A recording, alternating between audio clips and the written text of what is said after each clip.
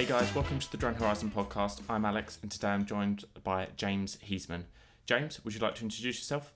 Okay, so my name's I'm James Heasman, and I've been a photographer now for about 2 years now, and mainly got into drone photography after the first year, and mainly just did it because I wanted to almost used it as an additional lens.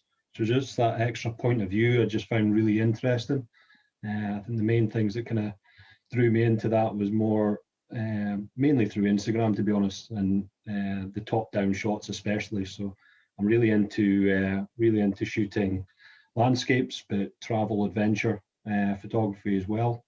But I also get involved in some commercial projects, so some product photography and things as well. But on the drone side of things, yeah, it was specifically for photography rather than videography that I got into it, and it was seeing a lot of these top-down shots, and I just really wanted to utilize that and get some of that content into the portfolio. Cool. Well, thank you very much for taking time out of your evening to chat. Obviously, really appreciate you coming on. As always, we've asked you to send over sort of 3 pictures that are your favourites or have some kind of story to them. So we'll start off by talking about the black and white snow picture. So do you want to run us through why you've chosen that one? Yeah, so that image kind of encapsulates what I've been trying to focus on over the last few months. Obviously, with having some snow, so yeah, it's something that I found a bit of a challenge to begin with. I've shot a lot of going out at the usual kind of photography times, going out golden hour to get that nice light. But I think shooting snow scenes can be quite difficult. So I was always trying overexpose the images and practicing getting that exposure right and making it easy to edit. So this specific location, I like the setting. So I think a lot of the time when I'm shooting, especially when I'm shooting with a new lens and with the drone specifically, I kind of go out do a bit of scouting first. So I've been to this location, which is not far from where I live. I've been to this location about 5 or 6 different times with the camera. And I just thought it'd be a really nice point of view to get that top-down shot with the drone. And it was a little bit of a challenge to edit. It was one of the first kind of proper snow scenes that I had taken shots of. And I think the trick was just to try and get it just that on the high side, so not to have it with any snow shot. It was not to have it too underexposed, because trying to pull that back in Lightroom is very difficult. So yeah, I was really pleased with that shot actually, and it's kind of inspired me to get out and shoot a bit more in snowy conditions. Yeah, definitely. And I think you've probably been a lot luckier than most of us listening with snow. I mean, we've had one snow day down. I live in the south of the UK, and we've had one snow day basically in 18 months. So I think for you, obviously living up in Scotland, it's probably you get a little bit more regular snow, which is quite nice. I mean, this shot in particular, I really like, because you've got quite a big contrast between the dark water and then obviously the white on the trees and stuff. But also just on the top left-hand side, you almost look like you're catching the orange of golden hour hitting the sort of the top of the trees. Was this a golden hour shot? Obviously, I know you mentioned that you kind of shoot at golden hour. It was actually just slightly before. So quite often I've found, especially I quite like that top-down shot into trees, whether it has snow or not. But I found that when I'm shooting those types of shots, if it's just that little bit too dark or the sun's just dropped too far, it's almost too dark to then pull back again. So I tend to kind of aim for about just the hour before golden hour. So just 2 hours before sunset, basically. And I seem to find that just gives you enough light that it's just starting to get into that nice golden color. And it's enhanced a little bit with a bit of editing. So generally I put a graduated filter on these to enhance the light in from one side. So there's a wee bit of manipulation there, if you like, to just give it a bit of a boost and not have it so monochromatic. And it's the same with the water. I quite like texture in water, and quite like the texture and shadows and things as well. So generally I kind of darken down the water. I always shoot with a polarizer. So I use Polar Pro filters on the DJI Mavic.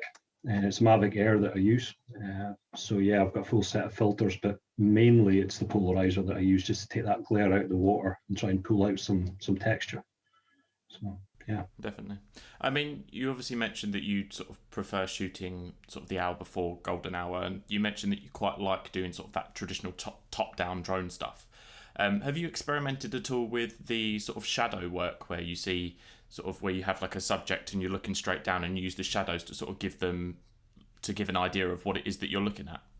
Yeah, I have, to be honest. And to be honest, to try and help that as well, I've recently just been pushing a little bit more, trying to bracket every shot as well, and try and give myself some different options. So I do tend to bracket all my shots.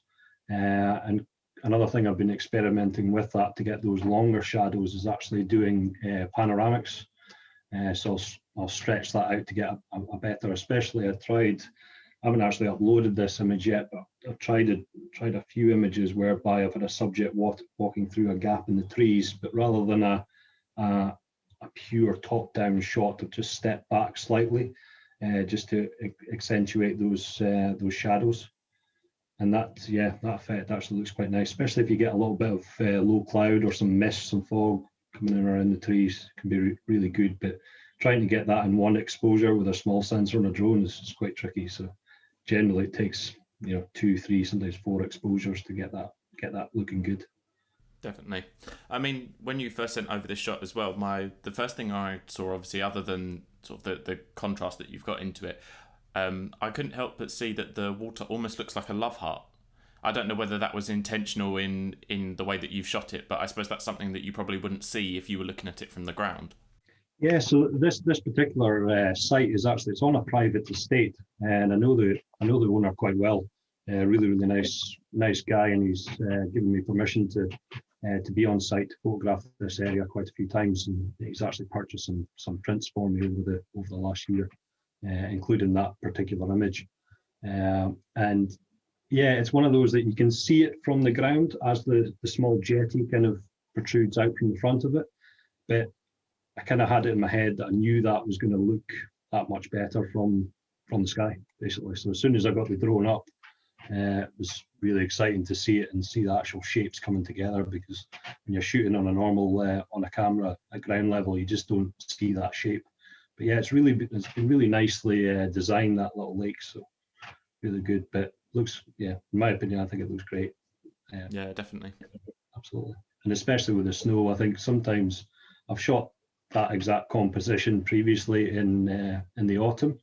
And the autumn colours are still really nice as well, but I don't think it kind of did the shapes as much justice. I think the contrast with the snow and darkening the shadows a little bit just really makes the shape pop, Yeah, definitely. I mean, obviously, I mentioned that we haven't really had that much sun down in the south of England, and I think the only snow day that we've had was a couple of weeks ago. And it only snowed for probably an hour and a half, and then it started raining and all the snow disappeared. So I actually went out and shot my local woods, which is somewhere that I've shot plenty of times before, but I know what you mean about the snow transforming it, because it can really make something that maybe you sort of take for granted and you just think, oh, it's just some trees, and maybe something that wouldn't necessarily stand out. Obviously, having that snow in there can just completely transform it. So it's really nice that you're able to, shoot in the same location and sort of see the differences and almost put them side by side and see how different the snow can make somewhere look. I think I think it does a great job, the snow, just of simplifying a scene, quite often. And I think the autumn does that as well, because everything's that little bit subdued, and then you get those nice warm oranges coming through. And then, yeah, in summertime, I think for most photographers can be a frustrating time to shoot. And I think it's more because, I find personally that it just gets too busy, So I think just having less color range in the shot just makes all the difference. Definitely. You briefly touched on the fact that you do, obviously with this kind of shot and with others that you've shot similarly, that you do sort of like a little bit of manipulation and that kind of thing.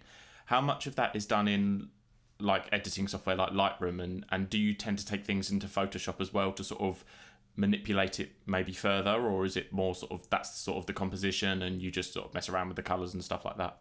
Yeah, I mean the only thing, just I do very little on Photoshop, to be honest. Most of it, kind of make my own set of presets that I apply on, and I've got ones that are specific for editing drone images. I find that you can't really push the editing as far with it, just because the size of sensor and the limitations you've got with the drone photo. You can't really push it as far as you can with the mirrorless cameras now. So I have a different set of presets that I put on and see what works with a shot. And then also for kind of optimizing it for Instagram, I'll tend to shoot landscape and then crop it into that 4x5. So I'll pick the frame out of the landscape image, and then get a bit of correction on that side of things. Do most of my editing in Lightroom, and then I do always take every image into Photoshop, and mainly it's not really manipulate. The most I tend to do in Photoshop, I do a lot of kind of spot removal. So I tend to clean up the image a lot. I like to remove any small distractions, just clean the image more than anything. I don't tend to add anything into the image, but I tend to take quite a lot out of the image just to simplify things quite a bit. But all the kind of graduated filters, color grading and everything is all done in Lightroom, yeah. Yeah, and I think Lightroom has those similar abilities to be able to sort of remove spots and that kind of thing, but I think Photoshop is a smarter program and works slightly better for that. So I think that sort of moving things over to Photoshop and being able to sort of be fluent in both of them is definitely sort of a skill to have. Moving on to your second image that you've sent over then, do you want to talk us through why you sent this one over? This is the one with the lighthouse. Yeah, so that image, that's kind of what the type of shot that kind of inspired me to get into drone photography, to be honest. It's that really simple composition, top down, always having a lot of my photos. I like to have a strong subject, but I do find that those top downs just look so much cleaner when it is a very simple composition. So it's local to me. It's in a city called Aberdeen, which is about 20 miles from where I stay, and I've been photographing that area for 2-3 years with a camera. But I always had it in my mind that I thought this would look nice with from the sky. And I've seen quite a few different perspective shots. It's quite a popular area for drones, but I've never seen just a simple top down. So this one took a little bit of persevering. I actually shot 3 different images over a few days, because the first day I went out, it was actually, the weather was Scottish. So it was really, really wild, and probably too wild to put the drone up, to be honest. So, and the Mavic Air is not too bad in the wind, but it was struggling a little bit. And what I tend to do when I'm shooting photos on the drone, I'll put it into tripod mode to try and keep it as steady as possible. And it was just really struggling the first day, so I didn't quite get it as sharp as I liked. So the second and third, I had slightly better light actually the second day, and obviously nicer weather made it easier to get. So, but yeah, the main thing is just simple composition, nice clean subject, and it's one of the things that kind of inspired me to get into drone photos.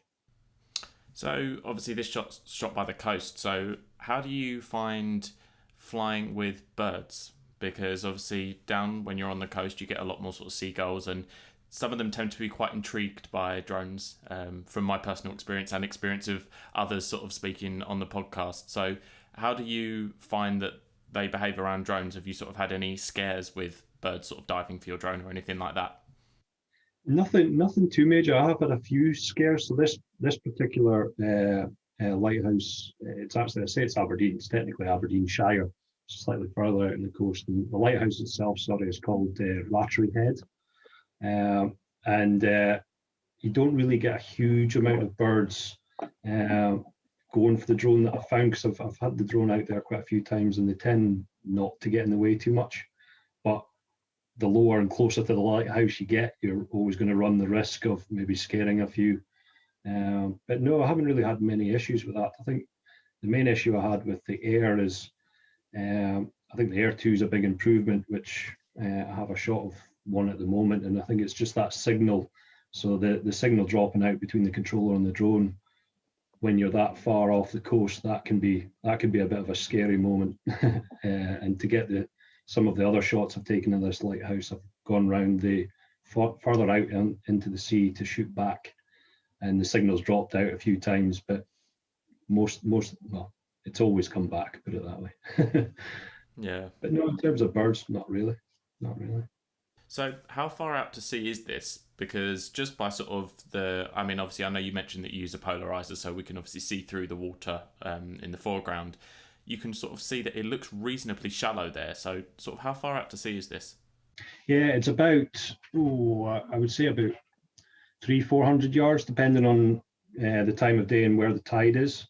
But yeah, it's extremely shallow. There's actually a walkway. It's not an official walkway, but there's actually a raised kind of run into the lighthouse where they used to be. They used to actually be, I think there was actually 2 tracks there originally, and that's how they used to transport equipment over. But you can walk over to it in low tide. There's kind of a raised walking area which is just made of rock, really, nothing very sturdy. But yeah, it's really good because the water's that shallow. With the polarizer, you can kind of take that glare out and see right through it, and you get some really interesting colors and shapes through it. So it can be really interesting. And yeah, I've seen it's a very popular place. To be honest, I don't see a huge amount of drone images of it. There's a lot of photos of this lighthouse, but I think with the drone, again, I just think it adds that extra dimension, that extra perspective. That is why we love drones. Yeah, and I think this shot as well, obviously going back to the sort of shadow work that sort of some other people have used, I think this shot would look great with maybe like a long shadow cast on it from like a low sun. Is the sun behind you in this shot, or is it sort of off to the side? Just off to the side. So yeah. This one, to be honest, there's a lot of the times when I go out and shoot, you always try and hit that nice time with a nice light, but quite often life gets in the way. So photography for me is a hobby and something that I do out with my normal 9 to 5. So basically, when I can get out to shoot, I head out. So it depends on the time of year as well. Obviously, if you get finished, if you're working a 9 to 5 and you get finished just after 5 o'clock, and you get that sunset time just as it is just now, just coming into that kind of time, it's nice because you're going out when the light is good. But I think this one was just slightly early. I think again it was probably about an hour before actual golden hour. But it still gives some reasonable light, but maybe just that little bit harsher. And I think you're right, absolutely. I think maybe a little bit longer with the sun that little bit lower. I think we just exaggerate those shadows a bit more. Yeah, definitely. And you can sort of see the pink on the horizon as well, sort of obviously showing that it's sort of nearing sunset as well. Yeah, absolutely. It's funny because I tend to drift between a few different styles. Sometimes I do like that kind of desaturated, moody look in a lot of my images, drone images and camera images, but I tend not to go for the picture postcard kind of sunset shots all the time, but a little bit of color is nice. But I tend to like it being on the subtle side, just having that little bit of pink, but perhaps not a sky full of clouds, for example, and on fire for me doesn't really rock my boat. But that's why photography is a a wonderful thing. Everybody likes what you like, and everybody has their opinion of what they do like. Definitely. And I suppose with sort of editing software now as well, that it can become, you can have 2 photographers shoot the same scene, and or even just sort of minutes apart. You think when the sun's setting, how quickly the sky can change colour. I mean, I've had shoots in the past where I've shot at sunset, and you shoot in one shot 1 minute and the sky's pink as anything, and then 5 minutes later it's turned sort of a lovely orangey yellow. So even shooting the same sunset can give such different results. And obviously then if you're there, it gives you the option to choose between the different colours and that kind of thing, and obviously cater it more to your taste. Absolutely. I think as well with the editing software so good now. I mean, as well as I have the full Adobe suite, but there's Skylum software as an example. Luminar AI is just an insane bit of software that it's up to the photographer. I don't really have a problem with photo manipulation. I think it's a piece of art at the end of the day, and manipulating colors and post-processing images was done when photos were shot on film.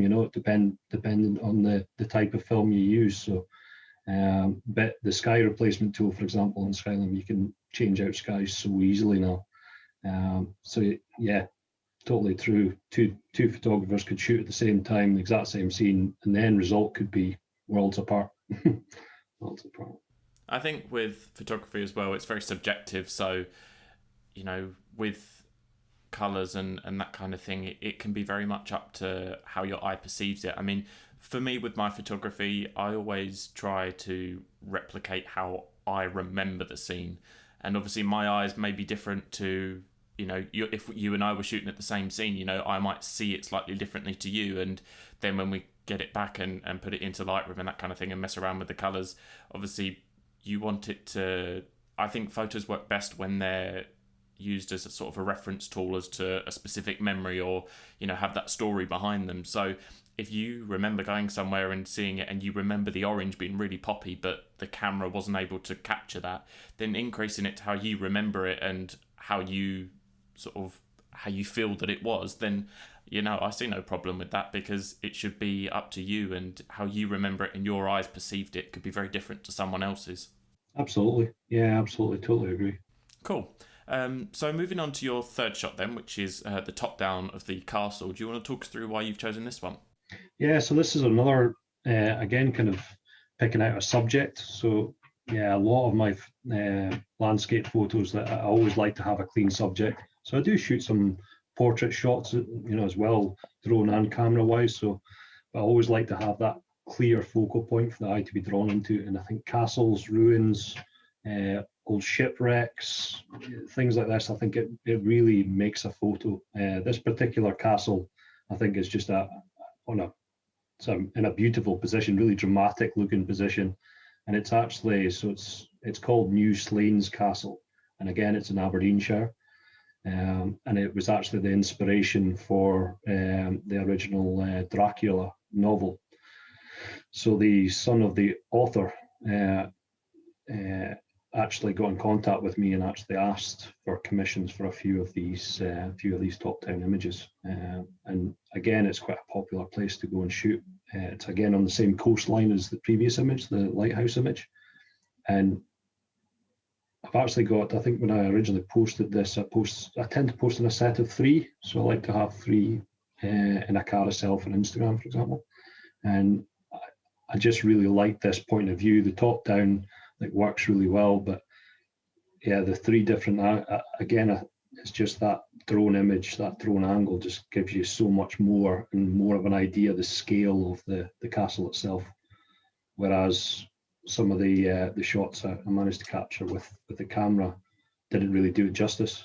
And pretty much a lot of castles and things, which are becoming more difficult to shoot now, to be honest, because the new drone laws, I think also things like the National Trust, Scottish Heritage are now being far stricter about permissions and things for shooting these types of sites. This isn't actually a National Trust site, so there aren't any restrictions for this particular one. But it's this type of castle or ruin just really gives, I think the drone perspective just really shows you the sheer scale of the place.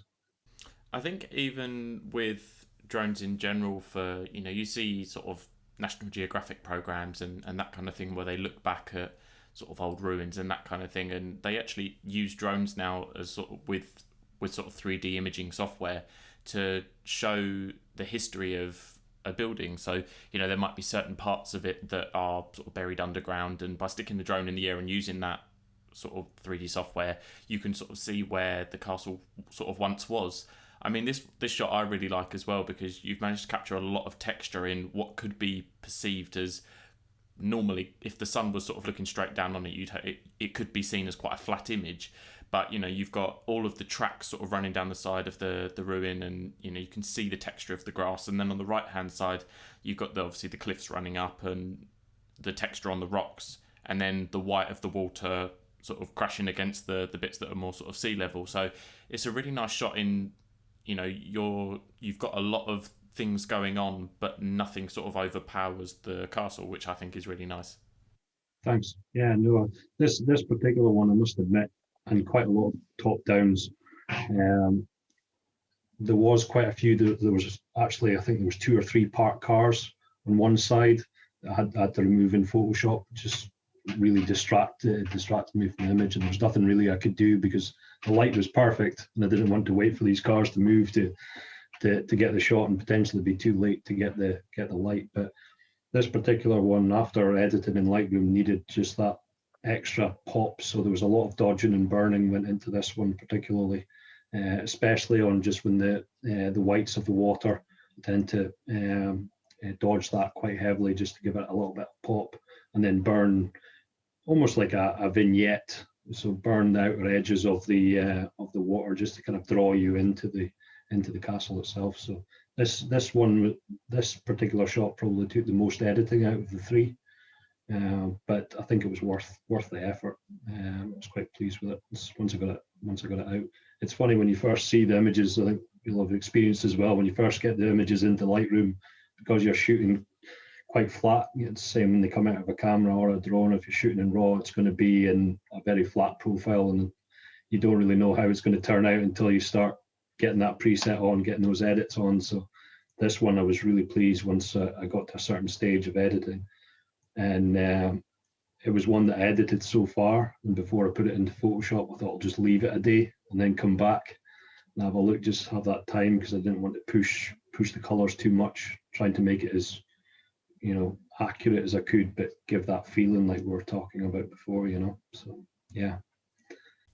So with this shot, was this multiple exposures? Because obviously, by the looks of things, the right-hand side of the image looks like it could have been quite dark, with obviously the sun being in from the left-hand side. So was this sort of 2 exposures, 3 exposures that you've stitched together? No, this was actually just a single exposure. So I did shoot. I always shoot 3 exposures, but this was actually, again, it was exposed on the higher end. So it was exposed on the histogram right over to the right hand side, just without clipping too much, which you can get away with a bit more, obviously, because there's not as much sky in the image. So, and it's just seemed to work. I tend to play around with the 3 different exposures before I do any combining of exposures, just to see how it's going to edit. And this one, again, I would say a lot of the extra depth I had to add in with some graduation filters, some dodging and burning and things as well in a lot of areas. But I found that on the lighter, the higher exposure, the one that's kind of drew more detail out the shadows, just gave me that little bit more to play with and edit, and when I'm editing the image. Yeah. So no, just one exposure. Cool. So we've sort of briefly touched on the fact that you use a Mavic Air. So do you want to run us through what normally goes in your bag with you when you sort of go out on shoots like this? I mean, obviously, you've mentioned that you sort of shoot DSLR as well, and so do you want to just sort of run through what you take with you? So, well, the main reason I went for the Air was just pure size. And to be honest, the only reason I haven't upgraded to the Air 2, which I do fancy upgrading to at some point, is the size of the controller. And that's the only reason. I think as a drone, I think it looks really good, but just the sheer size and the performance that I get out of it, I'm really happy with it. I really like it. I did have a Mavic Pro 2 for a while. Really like the quality you can get out of that drone. Insane, especially on the video side. Really, really good, but just sheer size wise to fit into my bag. So yeah, I shoot mirrorless. So I shoot in a crop sensor camera, Lumix G9, and I use all the collaboration lenses with Panasonic and Leica. So I find they are worth the extra money. They're all weather sealed. The camera's weather sealed. So because I like doing outdoor landscapes, adventure style photography, I tend to be out tend to chase the bad weather a lot of the time. So I'm out in the rain, out in the snow. It is Scotland, so the weather changes really quickly, especially in the west coast, when in the likes of Glencoe, which is beautiful, beautiful spot, and that I want to shoot more with the drone actually. So I tend to go out with the drone. I have my full set of filters, but 90% of the time I have the Polar Pro polarizer on there, just left on there. I have experimented a little bit with some of the ND filters and to get. It's amazing actually how much of a long exposure you can get with these drones, and certainly with waterfalls in amongst trees, I think works quite nicely. So I've been playing around with a little bit of that, but no, generally it's drone. I always have a spare phone to use as a screen, because just switching, using my phone. My normal phone is with the controller can be a bit awkward just when you're up there, so I always have a spare one with me. And then camera gear wise, I've got the camera body and 3 lenses, and then filters wise, I'm not really a big tripod man. I do a lot of shots handheld, so I'll only take the tripod if I really have to. And the reason why I haven't changed the full frame really is on the crop sensor mirrorless camera on the G9, the stabilization is just insane. You really, unless you're going for a really long exposure, you just don't need a tripod. So that gives me a bit more space, which will maybe allow for that bigger controller on the Air 2. We'll see.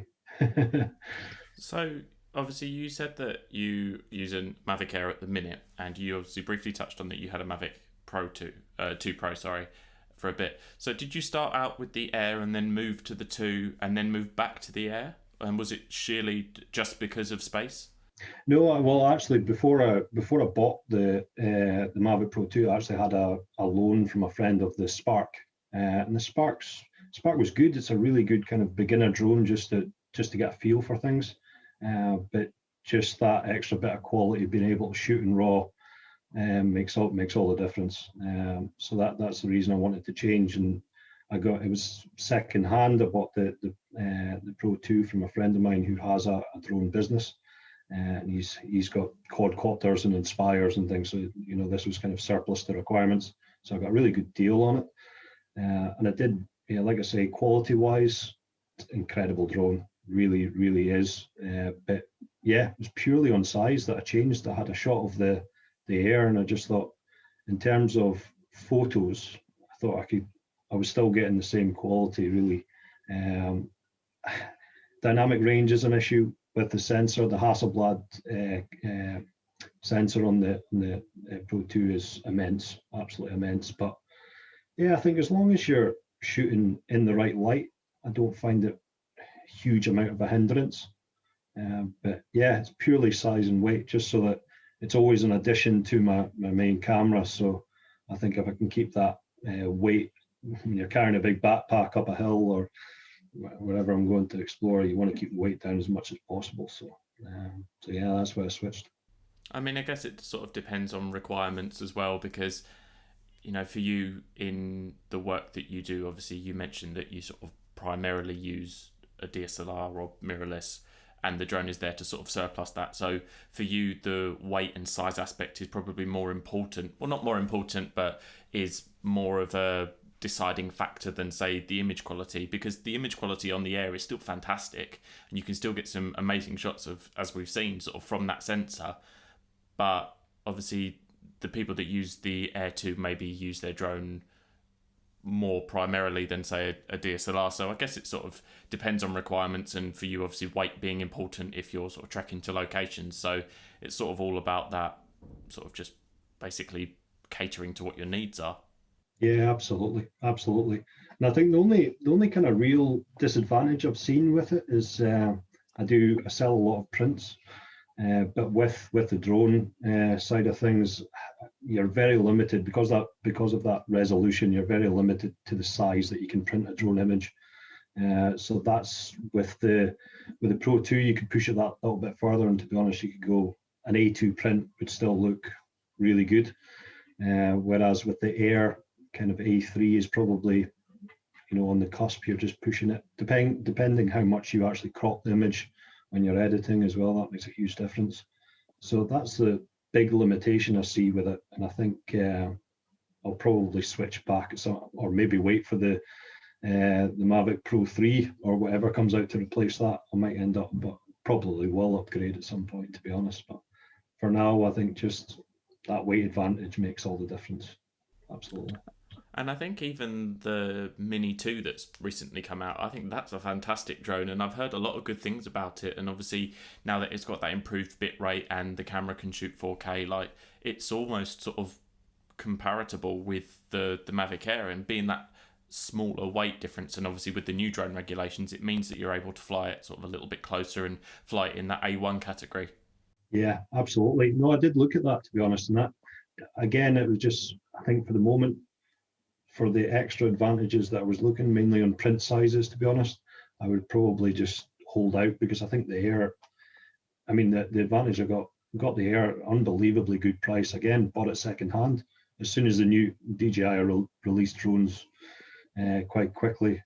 Slowed down a little bit just now, but yeah, when they were being superseded, you get some unbelievable deals second hand. And I think being able to go out and buy, I think I managed to get the Air full set of Polar Pro filters that hadn't been used, 6 batteries, a holder for an iPad holder for the controller, 4 sets of spare rotors. I think it was under £400 for the whole lot, which is just an unbelievable deal.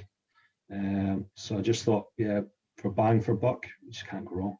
And I think with drones as well, as long as there's no sort of, as long as there's been no crashes, they tend to be pretty good. Like, as long as you've got working batteries and they've not had any crashes, chances are if you're buying second hand, it's going to be as good as a new one, because especially DJI, they build their drones so well that they just last for years and years of flying.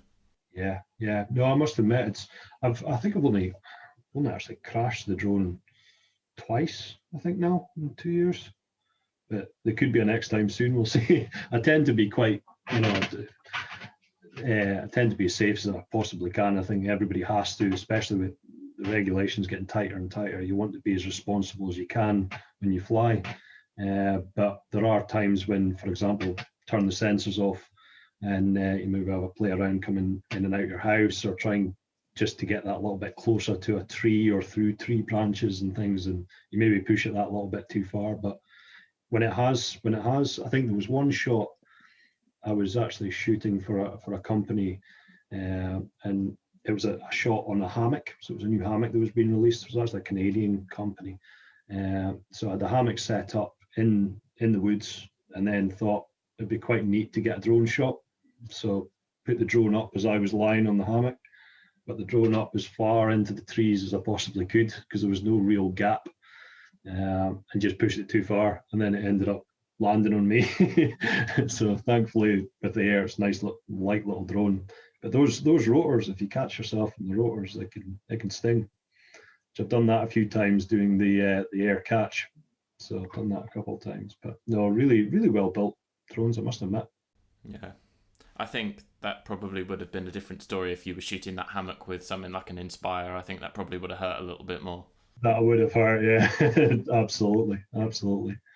So no, I think that's another advantage. I think just with the size, I mean, what they can pack into the size of these, it's just incredible, really.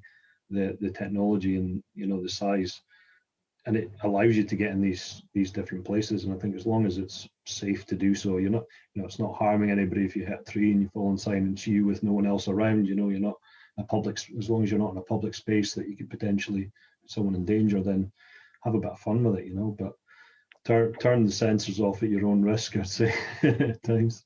Yeah, and I think that's what these new regulations are sort of there to improve. Obviously, they're now based on how many people are around and what circumstances you're flying in, and obviously that's what sort of is the determining factor of where you're allowed to fly and how close to people. So I think sort of opening that up is a good thing, and obviously it's done to improve safety, because there have been instances of people that maybe have a drone that can go really quick, and maybe putting it in situations that they shouldn't. So I think when I first saw the regulations, they were very daunting, and especially the table for the open category, at first glance, I didn't have a clue what was going on. But I think through doing this sort of A2CFC qualification, they sort of run through it and that kind of thing. So I think that helps to explain it a little bit more, and I now have a better understanding overall of what's expected and when you can fly and when you can't and those kind of things. So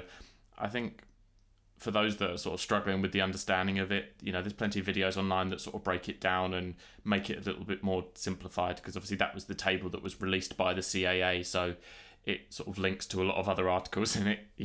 With anything that the CAA sort of produces, it can be very daunting at first if you don't know sort of a lot of the terminology. Absolutely, yeah, it really is. I don't think they really knew how to implement it either when the regulations changed. I think it was 13th of December it officially switched. And you're absolutely right. I think it was extremely poorly laid out, which potentially could be a good or bad thing. I've spoken to a few friends about this, and I think if you're operating commercially, so I renewed my license and I've got the A2CFC and the GBL license, and I think it's good in some respects because there's going to be less and less people jumping into it and potentially causing problems for the people who are being responsible. To fly commercially, when it's a hobby, the A2CFC, it's not expensive. I think it was £50. I think £49. I think I was for it, and I think you get a lot of knowledge from that for the money, and it's worth doing anyway, because just to cover yourself, because there's quite a lot of areas that are very dubious as well in terms of,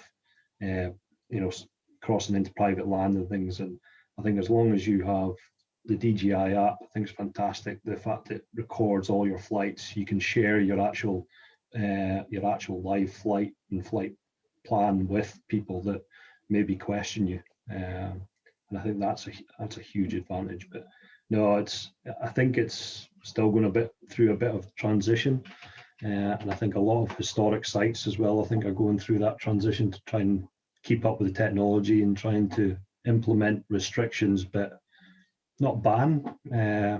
So as an example, there's another castle just further along the coast, Dunnottar Castle's one of the most famous castles in Scotland and the UK, actually, on the east coast.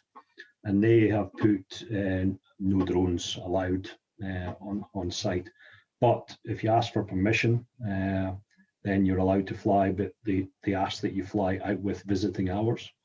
And I think that's a sensible approach for a lot of these sites to go by, because I think I totally appreciate that having drones flying about when people are trying to just enjoy and walk around with their family or whoever they might be with and enjoy the place that they're at. You don't want drones flying about all throughout the day, but most photographers are going to get that shot. You can plan it around that. If you're out in the golden hours, tends to be at the after the sites close, depending on the time of year. So I think that's a sensible way to go about it. And I think if a lot of people stick to that and just be sensible about how they change things, I think it'll be for the better, to be honest. Yeah, and I think Stonehenge operates a similar thing to that as well, because I went there in the last summer with the intention of flying, but obviously by the time that I got there and then realised that they're not too keen on you flying a drone around, there's plenty of signs saying don't fly your drones, but if you Google or put into Instagram Stonehenge drone shots, you still get hundreds of them come up. And I think officially Stonehenge will say that you're not allowed to fly a drone there at all, but obviously outside of hours and those kind of things, it may be a little bit more flexible, but by no means are we encouraging. But obviously you touched on the A2CFC as well being sort of really informative. Copters, the UK drone website, they're offering the learning material for the A2CFC for free. So if you're sort of thinking about doing it and whether it's worth doing or not, it might just be worth having a read through of some of the material and seeing if it's for you. It's quite in depth, a lot of it, and it is quite full on, but if it's something that you're interested in, it's definitely worth persisting with because there's a lot of good stuff in there. Yeah, I would totally agree. I'd second that. I think it's a really worthwhile course to do, and more just to protect yourself, more than anything. Yeah, definitely. So we've obviously touched on the fact that you use basically a mirrorless camera, and then the drone is there to sort of subsidize using the camera. So how did you sort of first get into photography? To be honest, I haven't actually been into photography that long. It's just over 2 years, and I've always I used to be like to think I was quite creative when I was younger and was coming through school. I had a couple of different career paths, and the creative side was one I wanted to go down, but I think it's kind of financially, I just thought it's not the right way to go. But I've always wanted to get back into something creative, and I think that's what got me into photography initially. And to be honest, there's a lot of certainly a lot of full-time photographers or photographers that have been doing it for a number of years that put this hate on social media. But Instagram, especially for me, was a huge inspiration. So going on there more so than I do have a Facebook page and an Instagram page, but Instagram was really inspiring for me just because some of the images you see on there just absolutely outstanding. So many different styles, and on the drone side of things, it was just seeing these simple top-down shots, simple composition top-down shots. I just really wanted to get involved in that. And it is a subsidy, but I must admit it depends on the type of place I'm going. So, likes of castles, historic sites, and things. I think just the drone just gives that extra level of that great perspective. But it's funny. I don't know. A lot of my favorite images, I would say, out of my top 5 images, I would say at least 3 of them would be drone shots. Even though probably 80% of my photos are all shot with a mirrorless camera. But I just love that perspective from a drone. Yeah, it's and like I say, it's social media. I think there's an abundance of content now, but I think there is still that variety. There is still that change in styles a lot. A lot of those kind of moody shots came into Instagram. That really got me inspired because everybody's got their own take, but anything oversaturated when it comes to landscape, travel, adventure style photography, if it's been pushed that to the point of being not unrealistic, because everything's manipulated in some way, but that muted, moody look, I think, especially in Scotland, in the landscape in Scotland, that moody atmospheric look just really suits the place that we are, whereas people shooting in warmer climates, you can push those colours that little bit further. But that's the main reason I got into it, was really just inspiration from social media, to be honest. Yeah, and I think North Scotland as well, obviously you mentioned the sort of dark and moody stuff, and a lot of the shots that people have submitted onto the podcast where we've sort of chatted about them, if they've been from Scotland, or Iceland's a similar one, just because you've got a lot of the mountains and the moody weather, that those moody shots tend to work really, really well. I mean, it's interesting you mentioned as well, obviously, about using the drone as a subsidy. I know we've obviously talked about it, but on the previous episode, I was chatting with a guy called Jethro Kiernan.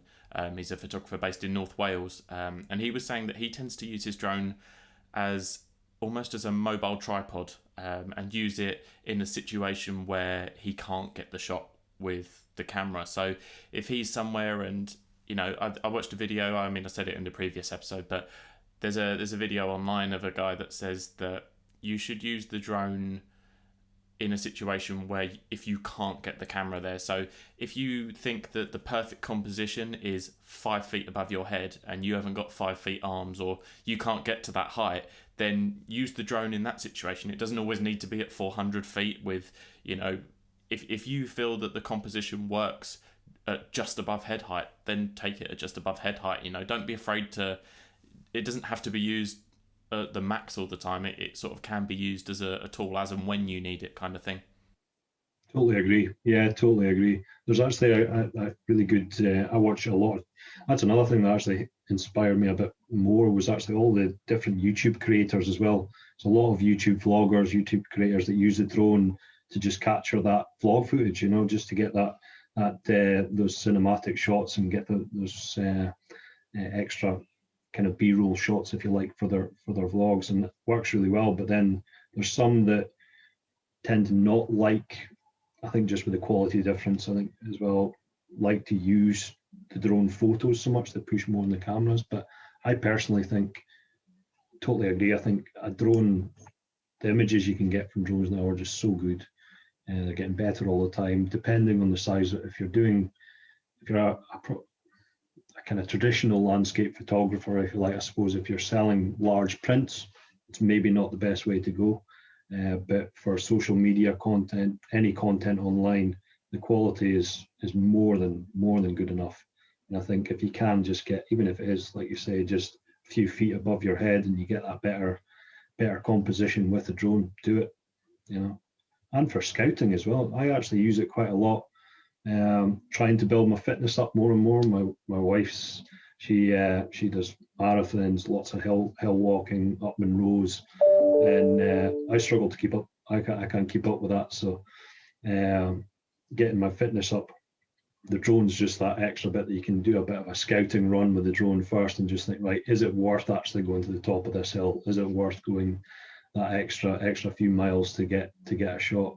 And quite often when I do that, to be honest, I end up getting the shot with the drone. I just think, well, there's no point in taking the camera. So no, it's good. It just gives you so many possibilities, I think. I mean, and they're great fun.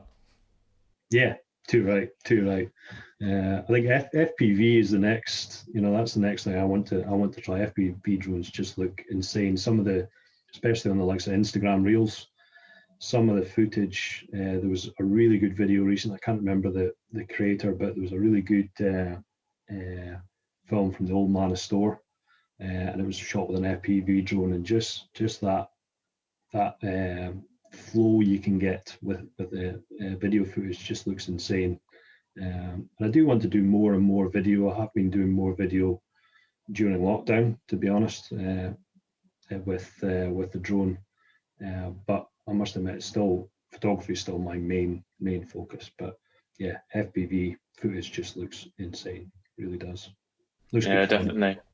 Yeah, I mean, it's a very different flying style to some of the DJI stuff. I mean, I've done some stuff on the FPV simulators, and it is, once you get your head around it, it sort of makes sense. But going sort of, especially from DJI stuff straight into FPV, it's a very different feel. I mean, there's not really anything that I can sort of liken it to, but it is a very unusual thing to sort of fly with. But it is great fun. And I think once I've built up enough hours on the simulator, I think I'll definitely be picking one up and sort of moving forwards with it. But we've had some great FPV pilots on the podcast in sort of previous episodes, and they've spent hours just perfecting it. And I think it's one of those things as well that you need to be wary that it's going to cost you some money, because obviously they're quite easy to crash. They haven't got the sort of return to home. They haven't got the obstacle avoidance. So if you pelt it into a wall at nearly 100 mile an hour, then unfortunately I think you're going to have to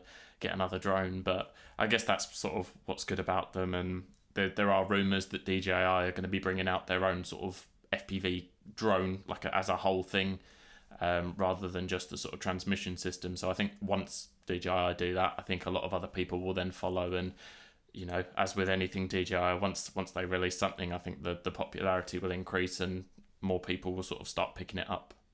Yeah, absolutely. I mean, they are. I think the main reason why DJI has done so well is just, the standard drones are just so easy to fly. They really are. They've made them dummy proof, really. FPV is just a different ball game altogether. But pretty much anyone. The regulations restrict a lot of that, but pretty much anyone can pick up a DJI drone and fly it competently, relatively quickly. And that's what I really like, to be honest. But yeah, that extra thrill on FPV could be really good, really good. Yeah, definitely. I think flying FPV with the goggles as well may take a little bit getting used to, especially. I mean, not vertigo as such, but I'm not a massive fan of sort of the dizzy feeling that you get. So I think it might be a case of I need to sit down on my first couple of flights to sort of get acquainted with the feeling of sort of falling off the side of a cliff almost. Yeah, there's actually a really good. I just watched I watched on YouTube, for example. Watched a lot of creators like Peter McKinnon's obviously one of the biggest ones that I watch. But one of the guys that's worked with Peter McKinnon is Matty Hopier, the Finnish creator, and he actually did a recent video where on FPV drones, and it was actually on the new GoPro Hero 9. There's a new accessory now that, and I think it's produced by GoPro. I could be wrong with that. It might be a third party, but it's a lens replacement that basically keeps your horizon perfectly level. And that looked like it would be a game changer for FPV stuff, because any footage that I've seen, and because a couple of friends of mine, they fly FPV, and the footage can be a bit of a nightmare to edit because horizons all over the place. But this actually keeps it perfectly level. And yeah, that was quite interesting. That could be a huge leap forward. So I think if DJI came out with something like that, because of the size of the brand, I think people would jump on it. Absolutely. I know I would. Yeah, I think as long as you've got sort of 12 to 1500 quid to spend on that drone, I think. Unfortunately, that's DJI are expensive, but they're expensive for a reason, and you get that good quality that with them. Just sort of finishing up then, is there any tips that you could sort of offer to anyone that is maybe just picking up a drone? Obviously, you've been flying for sort of 2 years now, so is there anything that you've sort of learned and you think you could offer some advice to people just starting out?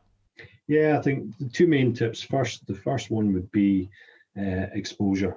Make sure you practice, learn how to follow and how to use a histogram. Make sure you've got the histogram on your screen. And I tend to always expose. Everybody will have their own preference, but I tend to find that exposing on the high side just gives you that extra bit of flexibility. Just make sure you don't clip those highlights. But sometimes it's avoidable, to be honest, and sometimes that look works. I've seen a lot of shots actually that the sky's blown out, and those moody type of images can work like that. But that's a big thing that has helped me a lot get that shot, because there's been quite a few occasions I've been out and just underexposed, and trying to pull the detail back out the image with that small sensor camera and the dynamic range it has. You just can't push it as far. So that would be the first thing. Secondly is make sure you tripod mode. I think for me, taking photos with a drone, again, the drone's in the air at the end of the day, and if it's that little bit, even if it's a really perfectly still day, you will get a good, you can get good images without using it. But I just find that extra bit of sharpness you get by putting it into tripod mode just makes all the difference. And it's nice as well, because I think you put it into that mode on the air especially, and it slows everything down. Your movements are much slower. I think you can kind of get your drone into position, get that composition roughly where you want it, and then just for tuning it, it's very easy, because you can be a bit kind of overzealous when you first start out and moving the controls. So just fine tuning that composition, and the more you can fine tune it, and the less cropping you've got to do in post, makes a huge difference, I think. But no, that's the two main things, especially in the photography side. I don't think I'm, like I say, getting into video more and more, but yeah, there's far more people that are more experienced that could give better tips on that. But certainly on the photography side, that would be my two main tips, I think. Excellent. Well, thank you very much for coming on today. It's been really great chatting, and obviously hearing about your shots, and I think we've covered a good range of topics for the listeners. So I really appreciate you taking time out of your evening. Do you want to just remind everybody how they can find you on Instagram and your website and that kind of thing?